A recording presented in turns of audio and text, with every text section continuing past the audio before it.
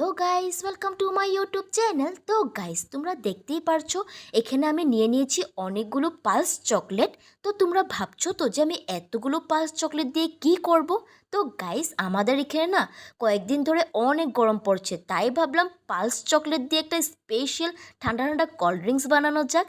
তার জন্য আমি ভালো করে পালস চকলেটগুলোকে গুঁড়ো করে নিয়েছি। তারপরে একটা গ্লাসে লেমন আর অল্প একটুখানি চকলেট পাউডার দিয়ে ভালো করে গ্লাসটা ডিজাইন করে নিলাম।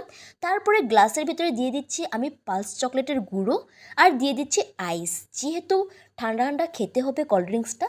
তারপরে দিয়ে দিচ্ছি এখানে 7 আপ, তোমরা চাইলে স্প্রাইটও ইউজ করতে পারো।